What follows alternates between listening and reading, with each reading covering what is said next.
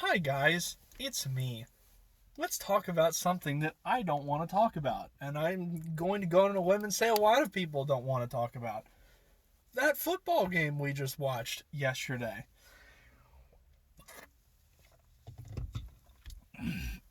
I'm going to preface this by saying, again, I did not expect to win this game coming in. I had absolutely no expectation whatever that Philadelphia was going to win this game. None. Zero. Does that make me a fake fan? I don't think so. But whatever. People want to say what people want to say what they want to say. That's fine. But to me, realism doesn't make you a fake fan. I'm still rooting for the team. I still get pissed off when they lose. Obviously, if you've listened to me, I'm trying. Let's see. I'm trying to think. Where do I start? The offense again was brutal, terrible.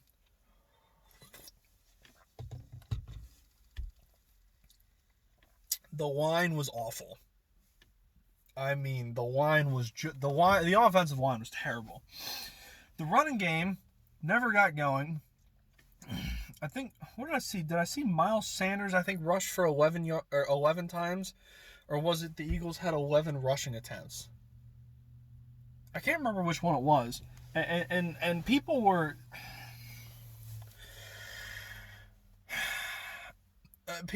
pissed about Jordan Howard taking away carries from Miles Sanders, which I don't understand. Like, do people forget how good Jordan Howard was for us just like 2 years ago? I mean, I had no problem with Jordan and Sanders splitting carries. That didn't bother me at all. But I'm not typically a big fan of press the run game when the run game's not working, because it doesn't make sense. And again, the run game wasn't working terribly well last night. Yesterday afternoon, whatever. The Packers statistically don't have a great run defense. The carries we had didn't go very far.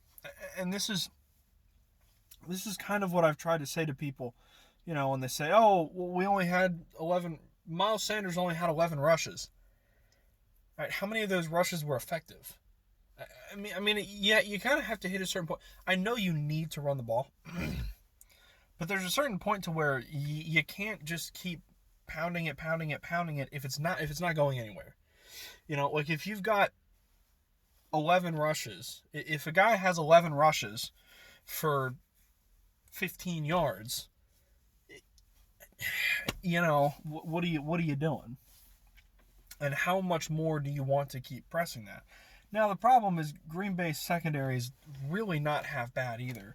So, I mean, Green Bay's defense all around I think, is solid, which was the main reason I didn't expect to win this game. As bad as our offense has been, the defense was, I don't know. I honest to God, I can't get real mad at the defense because they played about how I expected them to play. They got, like, Green Bay, what was it, 30? I think it was 30 even is what they put up on us. That's honest to God, that's about what I anticipated.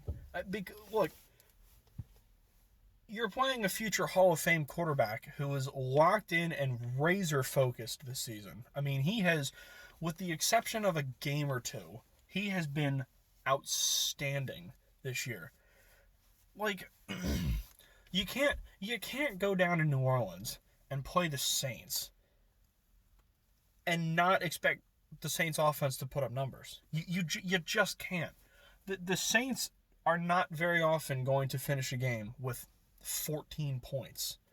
The Packers are the same way. You're just not going to go up to Green Bay and hold Green Bay to 14 points. Not with any kind of consistency. Even if you've got a good defense, you're not doing that on a consistent basis. So, honestly, God, I'm not mad at Schwartz. I'm not mad at the defense because I knew it was going to be that kind of game. The Packers were going to score points because that's what Aaron Rodgers does. Now, what needed to happen in order for us to have a shot at winning that game was the offense needed to keep up, which I had absolutely no faith in. So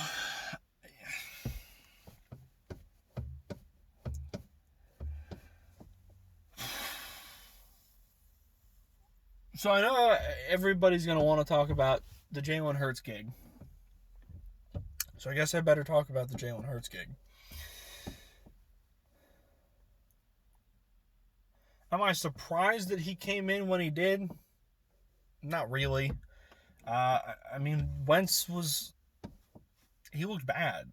He wasn't necessarily making the brutal mistakes that he was in some other games. Like he didn't have a bunch of picks. He didn't have a bunch of fumbles. Despite the fact that he was running for his goddamn life all night long until he got pulled.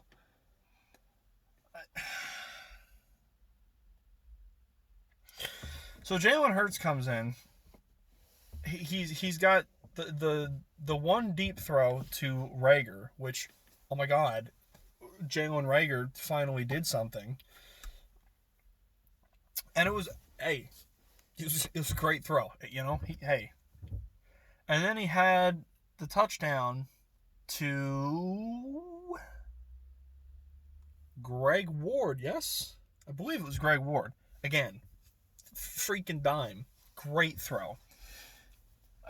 I'm not saying the kid can't play. That's not what I'm getting at. And that is never what I have been trying to get at. I'm not shitting on the kid because I think he has no talent. That's not my point. That's never been my point. So he has the nice ball to Reagor and then the touchdown to Ward, right? And then obviously there's the Jalen Reagor kickoff return touchdown, which, oh my God, is that draft pick finally paying off? I mean, we lost anyway, so probably not.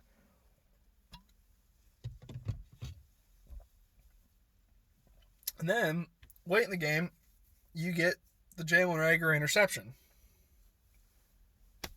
Okay. Now, I instantly went to Twitter and said, oh my God, would you look at that? Jalen Hurts threw an interception. And immediately, somebody quoted my tweet and said, the ball got tipped. It's not his fault. Are you blind? And I said, what an interesting concept. So you're saying that the offensive struggles on this team are not the quarterback's fault. What a novel concept. Where have I heard that before? It's almost like I've been saying that for 6 weeks.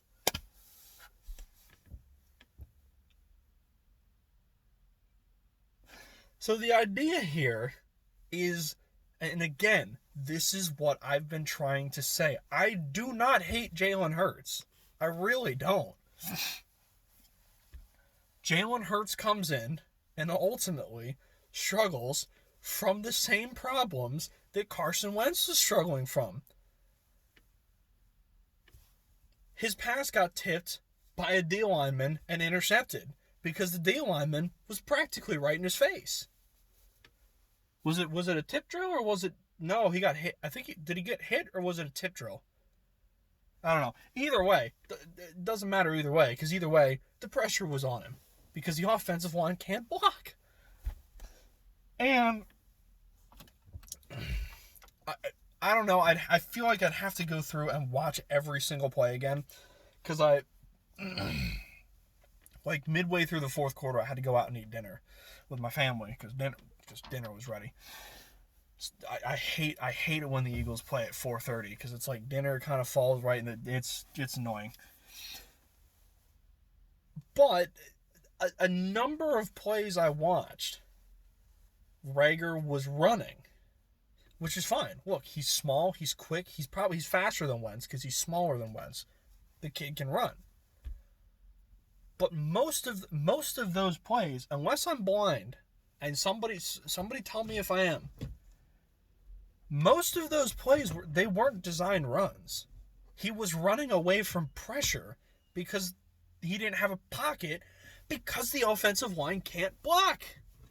Again, he's suffering from the same problems that Wentz is. He doesn't have a pocket. Now, Wentz has run quite a bit too. He had like a 13-yard run last night. Now, like I said, Hurts is smaller, probably faster than Wentz. So does that help? I'm sure maybe it does.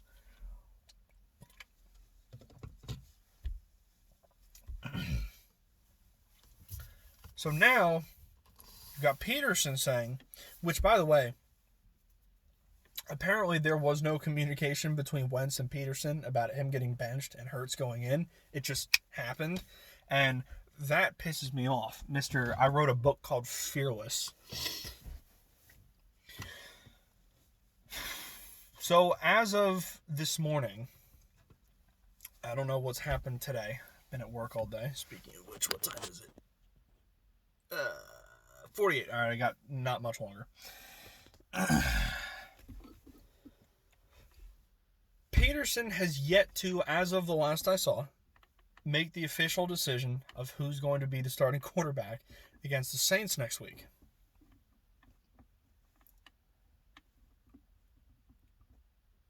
For my money, start Hurts. You already got him in. You already got the fans killing each other over who's going to start, who's going to play. Let him play. Let him start.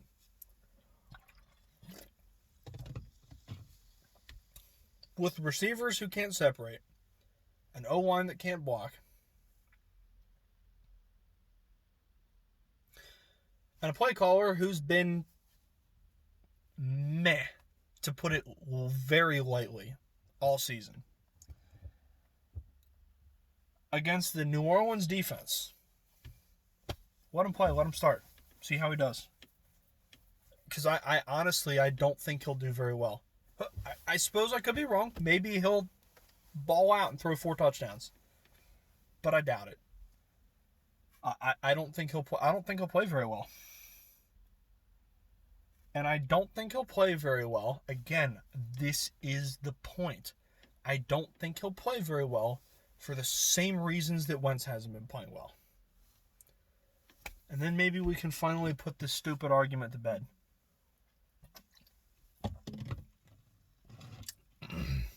What are you guys going to do when next week the Eagles have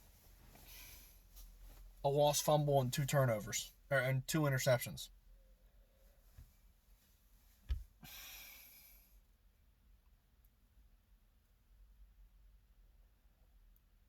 As if I didn't think Eagles Twitter was cancerous enough right now.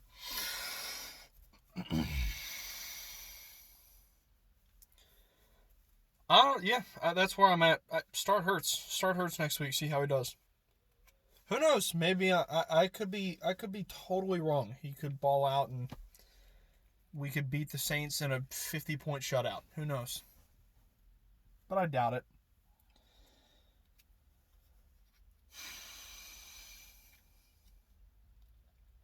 That's where I'm at with Philly. I'm pissed at the Giants, by the way.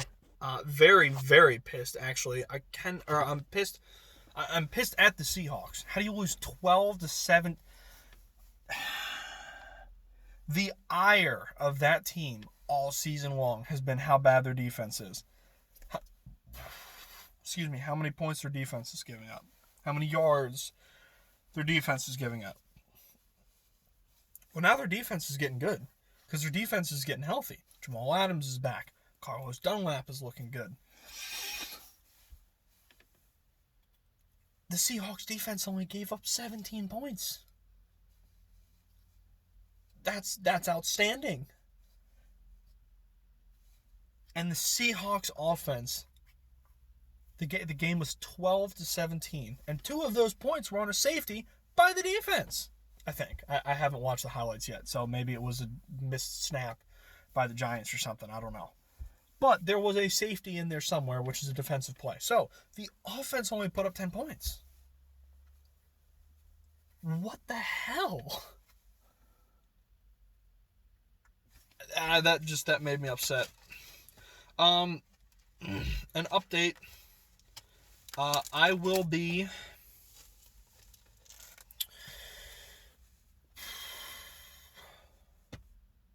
I'm working from home going forward, 3 days a week. So I'm in the office today, obviously, in my car, you know. But moving forward, I'm going to be working from home Tuesdays, Wednesdays, Thursdays. So I'll still record on Mondays with a review of the Eagles game, unless they play Monday night, obviously. And I'll still be recording on Fridays, also during my break, for the preview of the weekend, unless the Eagles play on Thursday night. Then I'll figure it out. And Wednesdays, I'll just record from home during I still have to take an hour break when I'm at home.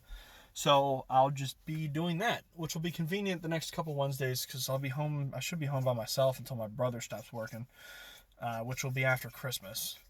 So, we're gonna keep it going. Same-ish schedule for now, except Wednesdays I'll be recording from the house again. But just keep in mind, I'm keeping an eye on my time here. Hold on. 53. All right. So just keep in mind moving forward that if something happens and I miss a video somewhere along the lines, my schedule is getting a little screwy moving forward. So just keep that in mind. And if I miss a video, then I apologize. I will try my best not to. But if something happens, something happens.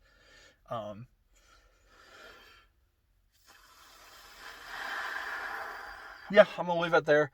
Probably won't be watching the Washington-Pittsburgh game tonight, but I will be watching the later game. So expect to see me on Twitter for that. And tomorrow night, the Tuesday night game, I'm probably going out with a friend of mine to watch it at a Buffalo Wild Wings, so I won't really have be able to hear the in-game commentary. And I probably won't be tweeting as much Tuesday night, so keep that in mind as well, in case you care. And that's all I got. I'm going to get out of here. See you guys later. That sun is really bright. Oh, my sweet Jesus. All right. Peace.